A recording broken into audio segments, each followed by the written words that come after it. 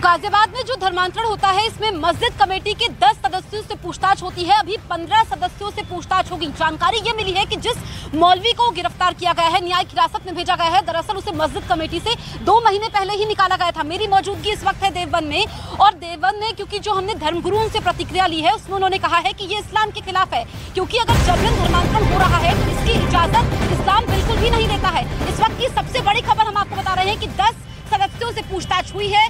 जो मस्जिद कमेटी के टोटल 15 मेंबर है उनसे पूछताछ होगी, और इसमें जो जानकारी समझ में आई है कि मौलवी जिसको गिरफ्तार किया गया है, जिसमें उसमें उसका सीधा रोल है, क्योंकि जो नाबालिग बच्चे मस्जिद में नमाज पढ़ने जाते थे उससे ये मौलवी मुलाकात करता था, और इसमें ये कहा जाता था जो गेमिंग ऐप के जरिए कि बच्चे किसी से मिलेंगे नहीं, किसी को इस बात की जानकारी नहीं देंगे कि वो मस्जिद में आए हुए हैं। और ऐसे में अब जो मस्जिद कमेटी के मेंबर से पूछताछ हुई है, अभी तक 10 मेंबर से पूछताछ हो चुकी है, क्योंकि आतंकी मौजूद भी इसमें सामने आ रहा है।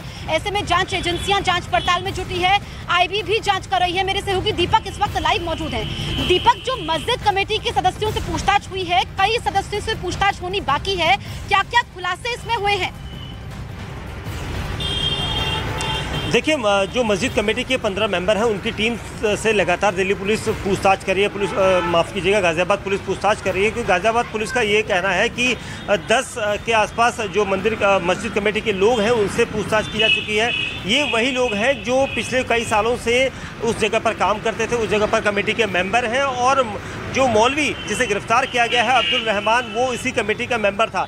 इसी वजह से वो कहीं ना कहीं कुछ ना कुछ इस केस के बारे में जरूर जानते हैं, और इसी वजह से जो गाजियाबाद पुलिस है वो इस पूरे मामले में कमेटी के कुल 15 सदस्य हैं, 10 सदस्यों से पूछताछ हो चुकी है, लेकिन अभी भी 5 ऐसे सदस्य बाकी है जिनसे पूछताछ होना बाकी है। और ऐसे में जोर इसी बात का है कि सभी से पूछताछ कर ली जाए, उनके बयान दर्ज करवा लिए जाए, ताकि आगे अपनी जांच को बढ़ाने में वो मददगार साबित हो सकते हैं। लेकिन इसके साथ एक बड़ी जानकारी आप तक ये पहुंचा दें, गाजियाबाद धर्मांतरण को लेकर रोज नए खुलासे होते हुए नजर आ रहे हैं, लेकिन बद्दो नाम के इस शख्स जो कि ये सरगना है, मास्टरमाइंड है, उसको लेकर ये कहा जा रहा है कि ये सीधे तौर पर नाबालिगों के टच में नहीं था, बल्कि एक चेन के जरिए वो जुड़ता था। डायरेक्टली उसका कांटेक्ट नहीं था। पहले एक नाबालिग से वो बात करता था, फिर दूसरे से, फिर तीसरे से, और एक ब्रिज के तौर पर जो है गेमिंग ऐप काम करता था, और इसी गेमिंग ऐप के जरिए इन नाबालिगों से वो जुड़ता था, और सीधे तौर पर देश के 4 बच्चों को उसने टारगेट किया था। देखिए, ये वो गेमिंग ऐप है जो कि ज्यादातर फेमस है 14 से 18 साल के बच्चों के बीच में।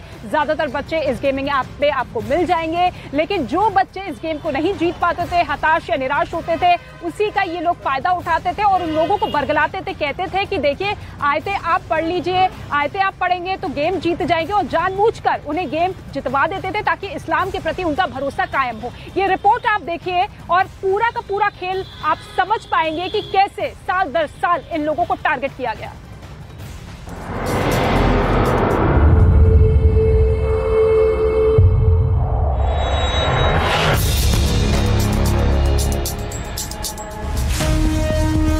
गाजियाबाद धर्मांतरण मामले में जैसे जैसे जांच आगे बढ़ रही है, पूरे समीकरण से पर्दा उठ रहा है। पहले गेम का लालच, फिर जीत का लालच, फिर धर्म की खूबियों का लालच, और पूरा मामला सिर्फ और सिर्फ लालच से लबरेज है। शहनवाज और बद्दो का टारगेट नाबालिग बच्चे हैं, और नाबालिग का सिलेक्शन भी एक सोची समझी साजिश है। अब तक की पुलिस जांच में जो बातें सामने आई वो आपको चौंका देंगी। सूत्रों के मुताबिक बद्दो और शहनवाज एक नाबालिग के जरिए दूसरे नाबालिगों पर नजर रखता था कि वो क्या करते हैं, कहां जाते हैं, किससे मिलते हैं। बद्दो किसी भी नाबालिग के संपर्क में सीधा नहीं था, वो सिर्फ गाजियाबाद के एक नाबालिग को धर्मांतरण के लिए उकसा रहा था। लेकिन गाजियाबाद के नाबालिगों का फरीदाबाद और चंडीगढ़ के नाबालिग से सीधा जुड़ाव था, और इन सब के बीच एक ऑनलाइन ऐप ब्रिज का काम कर रहा था। यानी धर्मांतरण का पूरा नेटवर्क एक चेन की तरह गाजियाबाद से फरीदाबाद और चंडीगढ़ तक पहुंच चुका था, जिसे आगे उत्तर प्रदेश समेत राज्यों में भी फैलाने की कोशिश की जा रही थी, और एक गेमिंग ऐप के जरिए धर्मांतरण के गोरख धंधे को पंख दिए जा रहे थे। फरार आरोपी शहनवाज उर्फ बद्दो सीधा उन नाबालिग लड़कों से नहीं जुड़ता था जो उसके इस गेमिंग ऐप से जुड़े होते थे। वो एक नाबालिग के जरिए इन दूसरे नाबालिगों से संपर्क करता था। उन दूसरे नाबालिगों के बारे में सारी जानकारियां किसी एक नाबालिग से ही वो इकट्ठा करता था कि वो क्या करते हैं, कहाँ जाते हैं और किससे मिलते हैं। इस बात से पता चलता है कि शहनवाज बेहद ही शातिर तरीके से अपने मंसूबों को पूरा करने में जुटा था, लेकिन उसकी ये चाल ज्यादा दिन नहीं चल सकी। जैसे ही सभी नाबालिग ने डिस्कॉर्ड ऐप के जरिए चैटिंग करनी शुरू की तो कई दूसरे नंबर भी चैटिंग के जरिए सामने आने लगे। ये नंबर कभी भी अपने असली नाम या अपनी आइडेंटिटी को सामने नहीं लाते थे। पुलिस को शहनवाज पर ही इसे भी ऑपरेट करने का शक है। इतना ही नहीं, पुलिस इस थ्योरी पर भी काम कर रही है कि शहनवाज और बद्दो का कनेक्शन किससे और कहां से था। बद्दो आखिर कहां गया? इस काम के लिए बद्दो को पैसा कहां से मिल रहा था? शहनवाज के बद्दो नाम रखने के पीछे की साजिश किसकी है? बद्दो के साथ इस पूरे काम को कौन अंजाम दे रहा था? बद्दो या फिर पूरा नेटवर्क देश भर में धर्मांतरण के काम में जुटा है? धर्मांतरण के इस खेल का कोई इंटरनेशनल कनेक्शन तो नहीं है? गेमिंग ऐप पर फर्जी हिंदू आईडी का इस्तेमाल करने वाला बद्दो और शहनवाज तकरीबन 2.5 साल से नाबालिगों को अपने जाल में फंसाने की कोशिश कर रहा था और उसकी सोच थी कि अगर एक बच्चे को उसने अपने जाल में फंसा लिया तो एक से दूसरा, दूसरे से तीसरा, तीसरे से चौथा और ऐसे करके बड़ी तादाद में धर्म परिवर्तन कराया जा सकता है। और ऐसा करने पर सिर्फ एक ही शख्स उससे वाकिफ होगा, बाकी के सभी शख्स बद्दो से अनजान रहेंगे। भले ही शहनवाज फरार हो, लेकिन उसके फोन कॉन्टैक्ट का पूरा डेटा अब पुलिस और जांच एजेंसियों के पास है, जिसके जरिए उसकी फर्जी आईडी, ग्रुप कॉन्टैक्ट और नेटवर्क के अन्य लोगों तक पुलिस जल्द से जल्द पहुंचने का दावा कर रही है।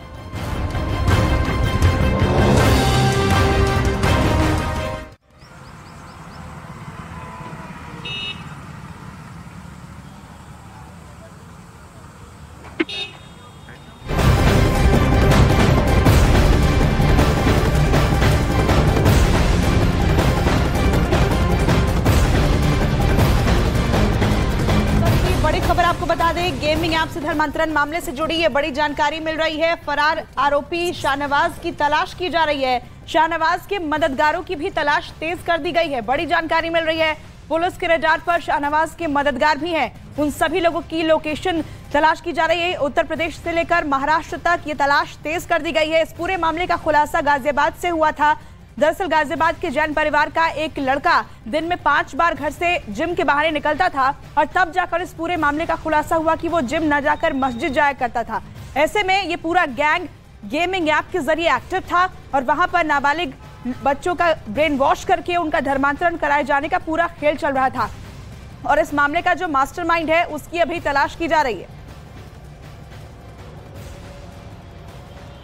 बिल्कुल, मददगारों की तलाश लगातार जारी है, लेकिन इस बीच बहुत बड़ी खबर सामने ये आ रही है कि शाहनवाज खान उर्फ बद्दो का जो फोन नंबर है वो मिल चुका है और ऐसे में अब इसी फोन नंबर के जरिए तमाम कॉल डिटेल्स को खंगालने की कोशिश की जाएगी और ये जानने की कोशिश की जाएगी कि कौन कौन से ऐसे लोग थे जो कि सीधे तौर पर गेमिंग ऐप से जुड़े हुए थे, जिन्होंने पूरी तरीके से जाल बनाया था, बुना था कि कैसे नाबालिग बच्चों को टारगेट करना है, उनका ब्रेन वॉश करना है और इस्लाम के प्रति उनको जागरूक करना है। ये पूरा का पूरा गेम कैसे खेला गया, क्योंकि अब जो है फोन नंबर मिल चुका है, पुलिस के हाथ लग चुका है। बद्दो जो है फरार है अपने परिवार के साथ, लेकिन इसी बीच पूरी की पूरी कोशिश जो है जांच एजेंसी और पुलिस की यही है कि बद्दो जो है जल्द से जल्द पुलिस की गिरफ्त में आए, क्योंकि सरगना और मास्टरमाइंड वही है। पिछले 2 साल से लगातार वो दिशा निर्देश जो है अपने तमाम लोगों को देता हुआ नजर आया था कि कैसे किन किन राज्यों में उन तमाम बच्चों को टारगेट करना है जिनमें किसी तरह की गेम जीतने की उम्मीद नहीं रह गई है, क्योंकि इसी चीज का फायदा उठाना है। लेकिन इसी बीच बड़े बड़े अपडेट्स जो निकल कर सामने आ रहे हैं वो भी आप तक पहुंचा दे। खबर सामने ये भी आ रही है कि इसी पूरे गेमिंग ऐप को लेकर जिस तरीके से इसका इस्तेमाल जो है नाबालिग बच्चों को टारगेट करने के लिए किया गया, उसके बाद से ही हिंदू धर्म के लोग और मुस्लिम धर्म के लोग जो है पूरी तरीके से अपना गुस्सा जाहिर करते हुए नजर आ रहे हैं। और यहाँ तक कि मुस्लिम धर्म गुरुओं की तरफ से साफ तौर पर कहा गया है कि जबरन इस तरीके से इस्लाम की तरफ प्रेरित करवाना ये गलत है और ऐसे लोगों के खिलाफ सख्त से सख्त कार्रवाई की जानी चाहिए।